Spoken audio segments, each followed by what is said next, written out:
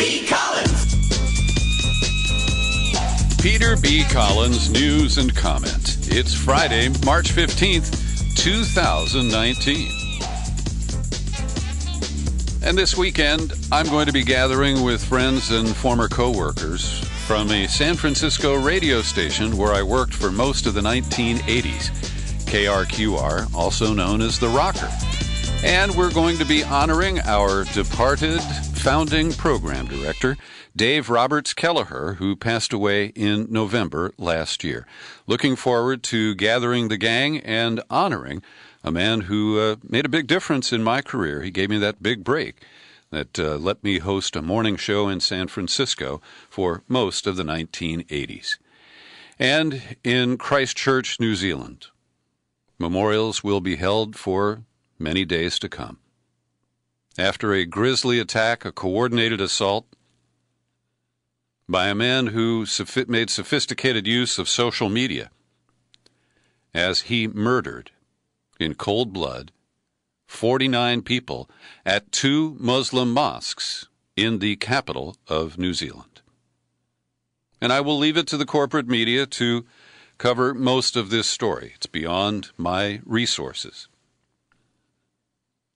But it is very chilling to see hate metastasize worldwide. And I've seen many online social media comments of people angry at Donald Trump for this. And while he had no direct involvement that we can see with this gunman who published a 74-page manifesto online where he identifies as a white nationalist, as a fascist, he said, for once, the person that will be called a fascist is an actual fascist.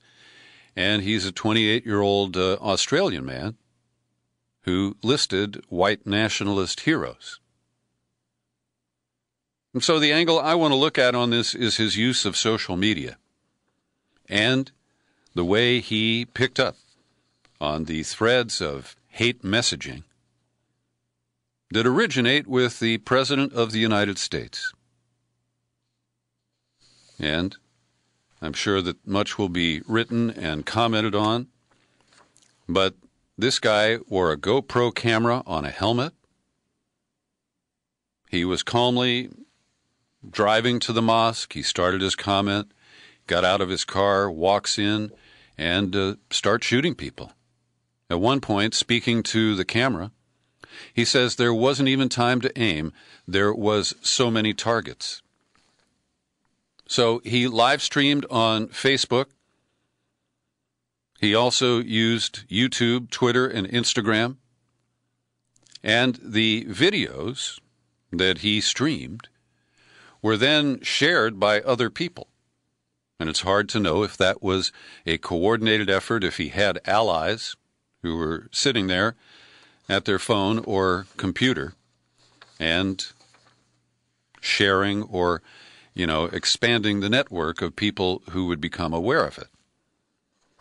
Then over at the Washington Post today, Margaret Sullivan, who is a media columnist, and she's the former public editor of the New York Times, she notes that the passive incompetence of Facebook, YouTube, and other social media platforms enabled this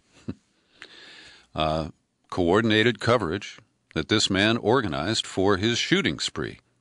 There is a 17-minute video showing him shooting with a semi-automatic rifle at those running from mosques, shooting into piles of bodies. And hours later, Sullivan says, that could still easily be accessed on YouTube. And she quotes her colleague at the Washington Post, tech reporter Drew Harwell. The New Zealand massacre was live-streamed on Facebook, announced on 8chan, reposted on YouTube, commented about on Reddit, and mirrored around the world before the tech companies could even react. This 74-page manifesto rails against Muslims and immigrants, making it clear it was following the examples of people like Dylan Roof, the man who murdered 9 black churchgoers in 2015 in Charleston, South Carolina. And Sullivan hammers the tech companies who, she says, insist on presenting themselves not as media companies with some sort of gatekeeping or editing responsibility, but as mere platforms, places for their billions of users to do pretty much what they wish. Well, that may become a thing of the past now. And I understand the balancing interests here. It's cool to be able to use your phone and just wherever you are and whatever you're doing, start a live video feed on Facebook or on Periscope, Twitter's platform. But there is also a responsibility that these companies have when the technology permits people like this Australian man who shot up the mosques in Christchurch to be able to game their system. And BuzzFeed, which, prides itself on being a kind of tech-savvy hipster outlet, they have a reporter named Craig Silverman who is assigned to what's called the fake newsletter. And he monitors incidents like this and notes that typically there are fake sites or fake reports that surface very quickly thereafter. He said, this attack is notable for the content that hasn't spread online in the aftermath, fakes, hoaxes, and other forms of deliberate or accidental misleading information. He says, in the wake of every mass shooting or disaster going back close to a decade, these real acts and events have been followed by the rapid spread of fake images, false suspects, and attempts to shift blame and attribution. But not this time, at least not yet. Now, they acknowledge there's still time for this to emerge, but right now, in the first hours, what we see is a killer who created the equivalent of a multi-platform content strategy to maximize his reach, push his message, and force the media and social platforms to navigate a minefield of coded messages aimed at helping push his agenda, even after he was captured or killed. Now, I don't want to be trying to make light of this situation. But what kinds of ads will Facebook be serving to this guy based on his recent online activity? And I dug this story. It was kind of buried in the front section of the print edition of the New York Times today. But before the mosque shootings unraveled or were unleashed yesterday, which, by the way, is Friday, New Zealand time, and that was the weekly prayers, of course. On Thursday, the day before, a member of the Green Party in New Zealand, James Shaw, was walking in Wellington, and somebody came up and hit him in the face, left him with a black eye and cuts. And this is a community where, they don't have a lot of extra security, and political officials don't run around with bodyguards. I have no idea if there's any connection between those events, but it is a bit unsettling. And the New York Times notes that New Zealand is not a gun-free nation. I believe Australia has a very expansive gun ban in place.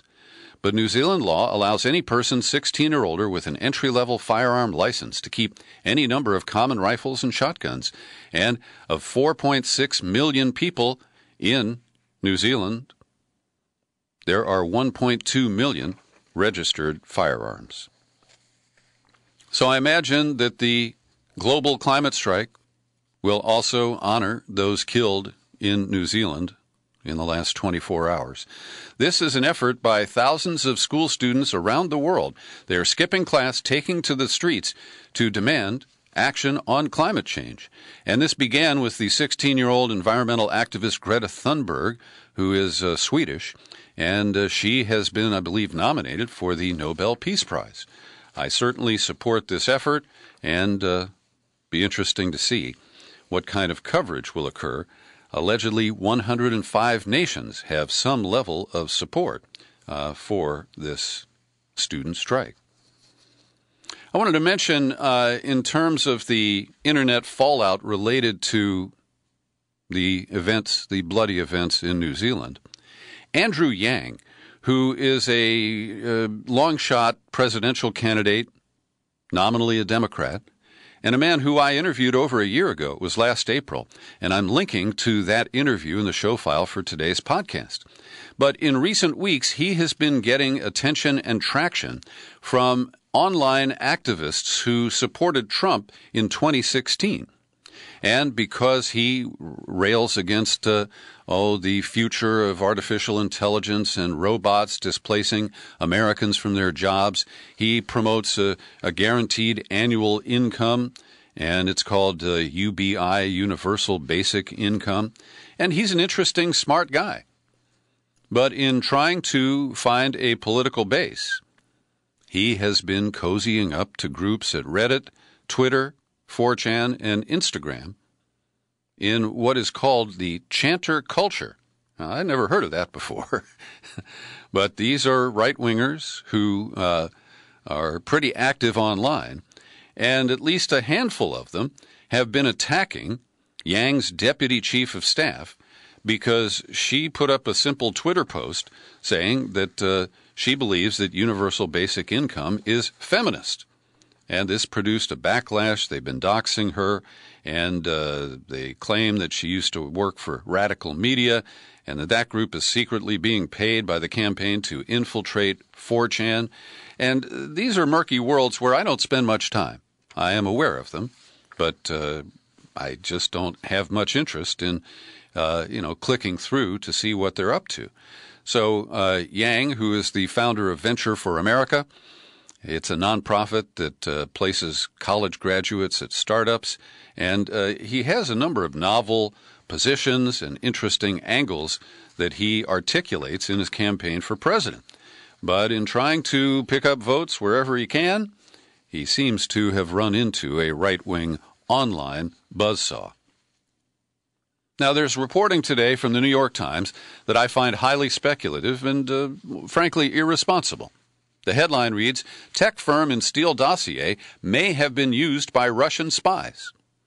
The speculation here is that Alexei Gubarov, who is a Russian technology entrepreneur, he owns web hosting companies, and the accusation is that he used botnets and porn traffic to transmit viruses, plant bugs, steal data, and conduct altering operations against the Democratic Party leadership. Now, I've linked to this article from the New York Times, and I encourage you to read it, because this all surfaces because the New York Times got a federal court to unseal the evidence in a case brought by this Russian against BuzzFeed because they published the Steele dossier. So BuzzFeed hired an independent tech consultant, and it is that report, commissioned by BuzzFeed to fend off the lawsuit from Gubarov, that the New York Times cites. And the lead author of the report, Anthony Ferrante, concedes, "I have no evidence of them actually sitting behind a keyboard," when he talks about Gubarov or his employees. And the attorney for Gubarov says, you can say the same thing about Google's infrastructure and Amazon's. No one is accusing them of hacking anyone just because hackers use their infrastructure. And again, when you drill further down, the report commissioned by BuzzFeed to investigate the dossier did not set out to prove any of the accusations in the dossier. It was done by FTI Consulting and focused solely on the accusations against Gubarov and relied largely on analyzing internet traffic and other clues, digging through public records to glean insight into Gubarov's holding company. And buried in this article, while the report found no direct evidence of a direct link to the Russian hackers, it concluded that Gubarov's web hosting services are rife with lawlessness. That is such bullshit. And the headline is grossly misleading. And what it does suggest is that these networks run by Gubarov may be used by the people who spearfished John Podesta into coughing up his email that enabled them to get all of his campaign emails. And that was a great source of embarrassment to the Clinton campaign because of all the dirt that was in there about how they rigged the primaries against Bernie. So it is stunning to me how, as So many people have concluded that St. Bob Mueller has not been able to come up with any significant conspiracy between Russians and Americans to help Trump win, that they continue to sink to these levels. Little Kim Jong-un is saying, hey, look at me, look at me. I'm going to restart my nuke programs. I'm going to restart my missile programs. North Korea threatened to suspend negotiations with the Trump administration. And Kim will soon decide whether to resume nuclear and missile tests. And the vice foreign minister said that the personal relations between Trump and Kim are still good. The chemistry is mysteriously wonderful. But Mike Pompeo, the Secretary of State, and John Bolton, the mustachioed advisor, had created an atmosphere of hostility and mistrust that thwarted the top leaders' negotiations in Hanoi last month. And she said, we have neither the intention to compromise with the U.S. in any form, nor much less the desire or plan to conduct this kind of negotiation. Well, that sounds pretty final, doesn't it? I guess Trump will revert to trash tweeting Kim as Little Rocket Man. Now, yesterday I reported to you, based on a sketchy initial report from The Guardian based in London, that before the Trump-Kim summit in Hanoi, just a few days before, North Korea's embassy in Madrid, Spain, was the subject of an attack. Masked assailants in broad daylight restrained the staff with ropes, stole computers and mobile phones, and fled the scene in 2 luxury vehicles. And I suggested to you, based on The Guardian's report, which was based on speculation from a Spanish newspaper, that speculation that 2 of the attackers were linked to the Central Intelligence Agency. Well, the Washington Post wants to make sure that nobody in the United States starts to believe that. So listen to this language. People familiar with the incident, those are anonymous sources, friends, say the group did not act in coordination with any governments. American intelligence agencies would have been especially reluctant to do so, given the sensitive timing and brazen nature of the mission. But the raid represents the most ambitious operation to date for an obscure organization. So, there is, apparently, an anti-Kim organization called the Chiolima Civil Defense, a secretive dissident organization committed to overthrowing the Kim dynasty. Now, just on the face of it, that sounds like a CIA operation to me. And so, what does the Washington Post do? They go get Sue Mi Terry, a former Korea analyst at the CIA. And the narrative reads, any hint of U.S. involvement in an assault on a diplomatic compound could have derailed the talks, a prospect the CIA would likely be mindful of. And here's the quote, infiltrating a North Korean embassy days before the nuclear summit would throw that all into jeopardy. This is not something the CIA would undertake. And they think we believe this stuff. And one of the theories is that the former ambassador from North Korea to Spain, Kim Hyok-chol, was reassigned to be the point man for the nuclear negotiations, and maybe he left something in his desk that they could find. The Chiolima group, which also goes by the name of Free Joseon, first came to prominence in 2017 after it successfully evacuated the nephew of Kim Jong-un from Macau. After potential threats on his life, the nephew was the son of Kim Jong-nam, the North Korean leader's brother, a half-brother, who was assassinated in that broad daylight attack at the Malaysian airport in 2017. But listen to this. Members of the Chiolima group transported Kim Han-sol out of Macau with the help of governments of the United States, China, and the Netherlands. Okay, I think we got it. Every day I pause for a moment to thank the people who support my work here at the Peter B. Collins Podcast with your subscriptions. Great people all over the country, like Benny Alto, he's in Oregon, Dick Atlee on the coast of Maine, Billy Cook in Eureka, California, and Terry Paris in the People's Republic of Berkeley. I appreciate each and every one of you. Some of you have multiple subscriptions, the names I just mentioned, and that puts just a little bit of pressure on you.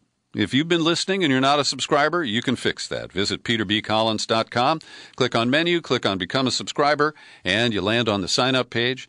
If you take out a new annual subscription for $50, give me a mailing address in the continental U.S., I've got a copy of Trump on the Couch by psychoanalyst Justin Frank, and I'd love to send one your way. More yellow journalism on Venezuela, coming from, this time, the Washington Post. They ran a story yesterday that talks about how people in Caracas were terrified, they were tormented, they were intimidated by a gang of motorcycle thugs who are known as the Colectivos. And President Maduro did give a call on Monday. I call on the Colectivos. The hour of resistance has arrived. Active resistance in the community. There's absolutely no context here for why Nicolas Maduro would rely on a posse, militia of masked gunmen who ride around on motorcycles and terrorize people. Well, one of the reasons is that we have made Maduro desperate. We have claimed that he's no longer the president of Venezuela. We have claimed that Juan Guaido is the legitimate leader of Venezuela. And wouldn't you take steps to defend yourself using all means available? And one of the reasons that Maduro doesn't use his military to try to enforce, even if it's thuggish order in Caracas or elsewhere, is that he wants to keep the military intact. He doesn't want to order soldiers to shoot fellow civilians. And so, in a desperate move, I'm sure some of these paramilitaries are killing people and operating in ways that violate human rights. But our effort at regime change is never seen as a cause of these actions. And The Guardian published a piece a couple of days ago asking questions about the power blackout that hit Venezuela last week and examining the claims from the Maduro government that this could have been an external cyber attack, maybe even by the United States. And they try to be fair and balanced here, but of course in the end they conclude that the U.S. didn't do it. It was most likely just the infrastructure crumbling at a critical time.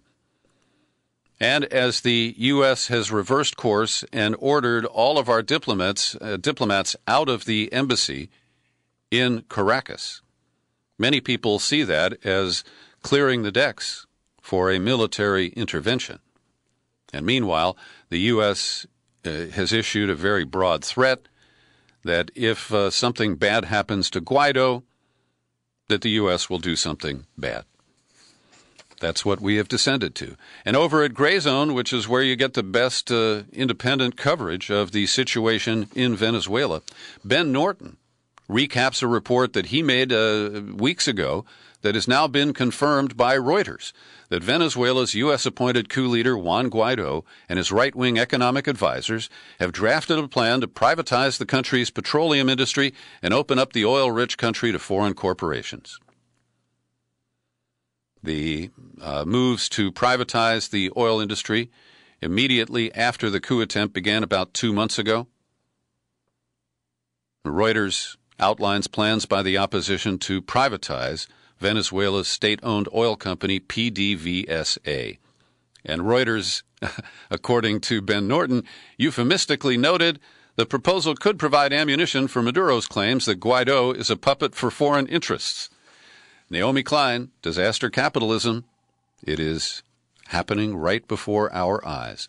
Reuters also quoted neoliberal Harvard economist Ricardo Hausmann, who serves as the coup regime's delegate to the Inter-American Development Bank and is playing a leading role in the oil privatization scheme.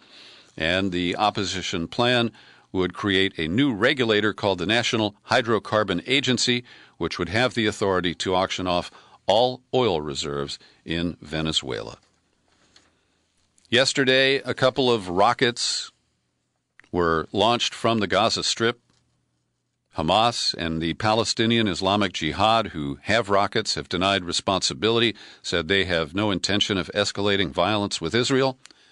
But the disproportionate response from Netanyahu who is about a month away from his re-election, or the election that he hopes to win, he responded by pounding Gaza, we're told, with at least 100 sorties for 2 rockets that fizzled. I've noted battles between bureaucrats in Washington. There are 2 of these struggles going on right now. I'll just thumbnail them for you briefly. The Federal Communications Commission is moving ahead with an auction of wireless radio frequencies called Spectrum to enable the launch of 5G wireless. Now, there are many reasons to oppose 5G. One of them is that NASA and NOAA, that's the National Oceanic and Atmospheric Administration, they are objecting to this auction because it is going to permanently damage their ability to collect data for weather forecasting and related matters. NOAA uses the spectrum band for microwave sensor-based remote sensing of atmospheric levels of water vapor, the single most impactful data stream for accurately forecasting weather. Well, but who cares? You know, I'm going to be able to play Pokemon Go at very high speed when 5G is here, and I won't care about the weather. And here is the other one. The Pentagon is in a battle with Trump's Environmental Protection Agency, which was hammered by, what was that guy's name? Scott? God, we've already forgotten about him. Well, I'm not going to bail myself out. Pruitt. Scott Pruitt. I did bail myself out. Anyway, they are battling the Pentagon because the Pentagon says the EPA's standards on drinking water contaminated by military bases is too tough. And this is the EPA that has dismantled virtually every possible regulation, putting us at risk. And the military, which has left its damage at Savannah River, at Hanford, and at Santa Susana Field Laboratory, where the Woolsey fire started in Southern California last November. Our country is littered with the toxic damage the military has left behind. And to imagine that the now defanged EPA is pressuring the Pentagon to maintain standards the Pentagon says are too high? Oh, man, it's disgusting. And finally today, I want to wish everybody a happy St. Patrick's Day on Sunday. And in the annual ritual, the Prime Minister of Ireland came to Washington today and was handed off to Vice President Mike Pence. And did you know that Leo Varadkar, the Prime Minister, is openly gay? And he took the opportunity to rub his 4-leaf clover, right in Pence's face. Take a listen. I stand here, leader of my country, flawed and human, but judged by my political actions and not by my sexual orientation, my skin tone, gender, or religious beliefs. And I don't believe that my country is the only one in the world where this story is possible. It's found in every country where freedom and liberty are cherished. We are, after all God's children. And that's true of the United States as well, the land and home of the brave and the free, where the promise of America inspires boys and girls all over the world to dream big dreams and inspires others around the world to do the same. And that is Ireland's Prime Minister, Leo Varadkar. He brought his male partner, Matt Barrett, to the event with Mike Pence. Oh, that's rich. Happy St. Patrick's Day. I'm Peter B. Collins. Thanks for listening, and you'll find this on YouTube if you go look for it.